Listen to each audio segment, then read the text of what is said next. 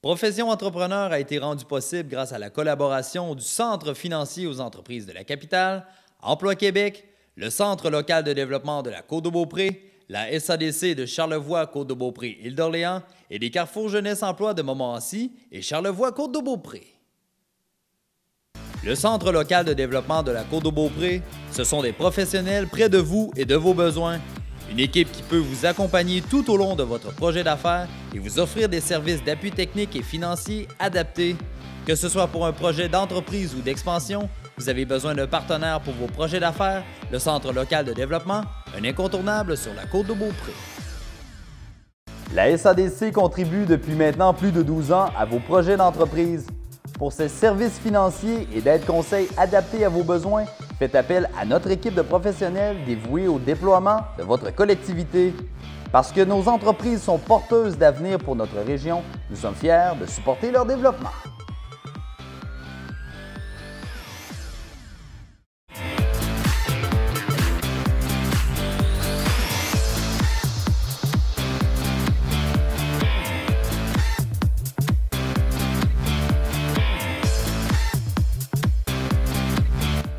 Parlez-moi de vous, de votre bagage, d'où vous venez et pourquoi vous êtes à Saint-Tite-des-Capes maintenant.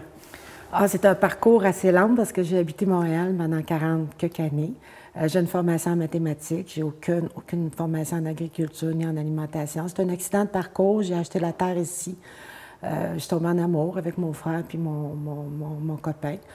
Puis c'était pour la cabane à sucre, puis bûcher du bois, là, puis s'amuser, puis faire un placement. Puis d'une chose à l'autre, 2 ans après, j'avais un projet d'agriculture qui était né là-dedans, à travers ça. Puis là, j'étais encore là. Et Bioferme des Capes, ça vient de où, cette idée-là? Bien, le bio, c'était sûr. Moi, j'aurais pas pu faire autrement. C'était à une époque où je croyais beaucoup au cru. J'étais en train d'apprendre c'était quoi l'alimentation vivante. J'avais suivi des cours, puis tout ça, puis je découvrais des choses que je connaissais pas. J'avais une porte ouverte quand même en alimentation parce que ma fille est sans gluten depuis 20 ans. Fait que ça, on était habitués, nous autres, quand même, de lire les ingrédients, puis on avait fait déjà un bon tri, si on veut, sur qu'est-ce qu'on pouvait acheter, puis pas, là. Puis les gens me disaient tout en agriculture, c'est fou, c'est trop dur, il ne faut pas là-dedans. Par des produits autres que des carottes ou des légumes. Fait que là, tout de suite, la seule chose que je connaissais, c'était les germinations. Fait que j'ai parti ma ligne de germination de front avec les champs. Dans les champs, bien, je savais que j'allais vieillir, fait que j'ai focusé sur la plantation de fruitiers en me disant que dans 5 ou 10 ans, mes fruitiers allaient produire puis me donner à ce moment-là une bonne activité tout en me donnant des sous. Fait que c'est ça que j'ai parti au départ, les fruits, puis la ligne de germination. C'est grand en arrière, le terrain est grand. C'est combien de pieds carrés environ? 1 kilomètre carré. Et qu'est-ce qu'on retrouve sur votre terrain? Bien là, j'ai au-dessus de 6 000 fruitiers. Là, cette année, entre autres, le sureau est très productif, ça commence. Je commence à avoir de l'autocueillette, d'ailleurs, à la ferme en fin de semaine. Là, j'ai des gens qui vont commencer à venir. Je les ai toutes. Cerisier, pommier, argousier, mélanchier, camerisier, groseille, mûre, fraises, framboises, bleuets, sureau. J'ai beaucoup de sureau et il pousse vraiment très bien. Puis c'est un petit fruit encore méconnu. C'est ça. Fait que j'ai à peu près tout ça de fruits. J'ai une érablière, 2000 érables, avec des petits bâtiments là, ancestraux. Il y a beaucoup de sentiers, il y a il y a des ruisseaux, il y a un lac. Vraiment beau. Non. Et tous vos fruits, vos arbres fruitiers, oui. C'est tous, il n'y a aucun produit chimique dessus, c'est vraiment du bio. Ah, c'est ça. Puis c'est plus que bio, parce que je ne mets même pas ce qui est permis en agriculture bio. Okay. Vous avez fait des sacrifices pour votre entreprise, c'est sûr et certain. Ça, c'est certain. Mais c'est les principaux sacrifices dans votre vie que vous avez fait pour votre entreprise aujourd'hui. Je ne sais pas si on peut appeler ça sacrifice. Je suis une femme qui a toujours travaillé énormément. J'ai toujours mis des heures incroyables dans toutes mes anciennes... dans mes anciens travails.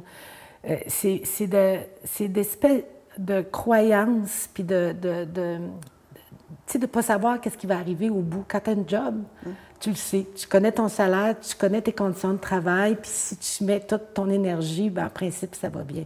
Quand tu pars en affaires, c'est l'inconnu. Tu sais, c'est de débroussailler quelque chose, puis d'essayer de faire en sorte que tu t'en sors, puis tu arrives à vivre. Mais c'est toi qui crée ça, là. C'est un peu... Fait qu'au début, c'est plus ça, là, tu sais, cette espèce de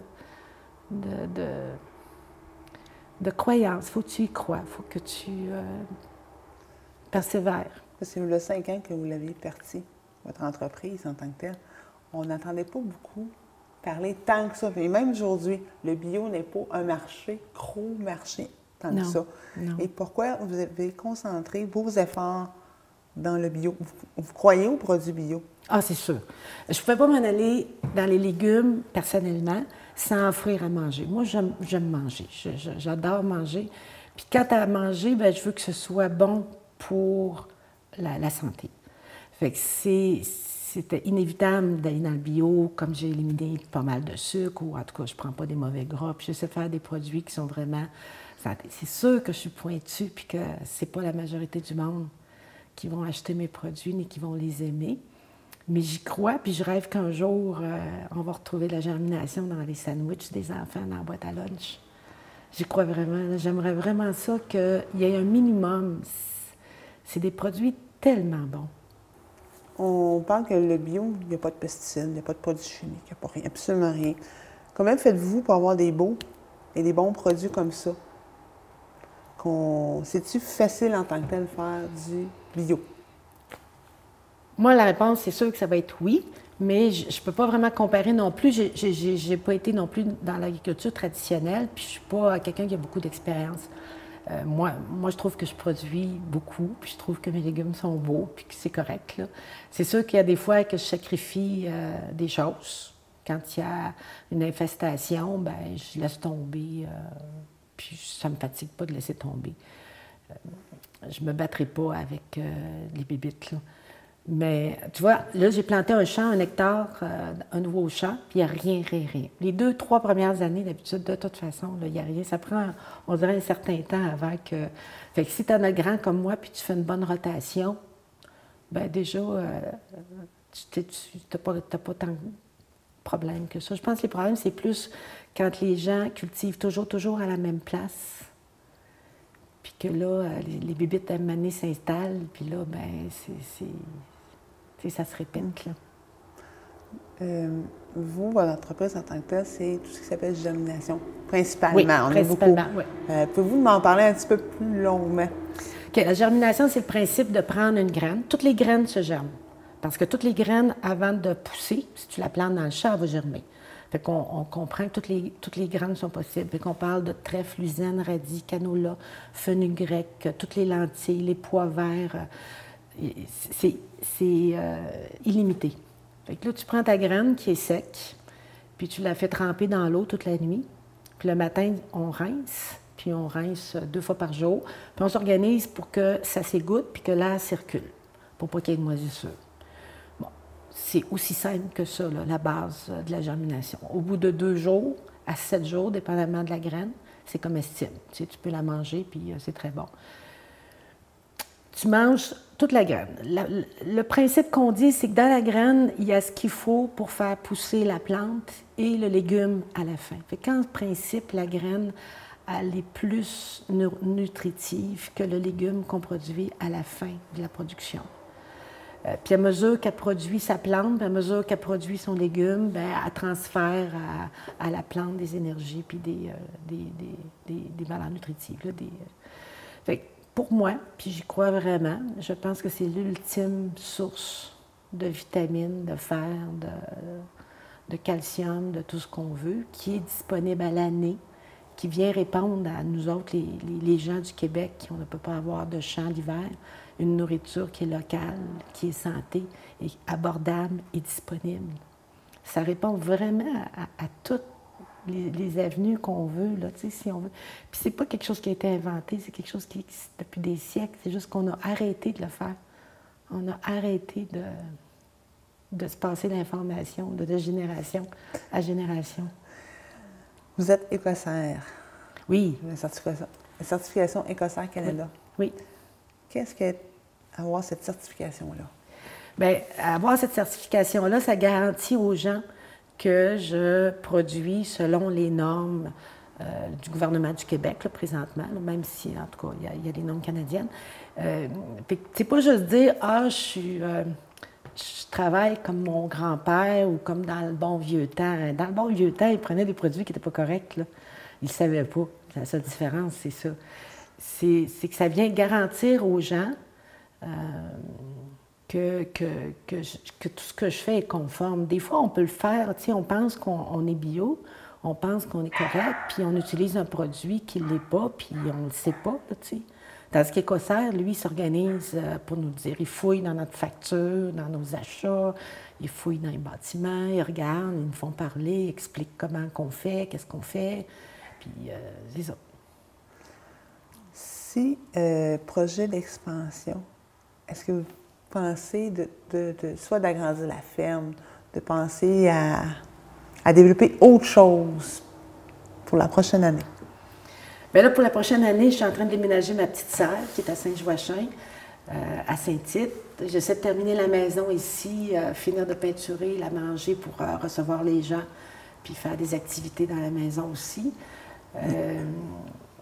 Il y en a beaucoup de places, c'est infini les places. Je n'arriverai pas. Je voulais faire mes refuges cet automne.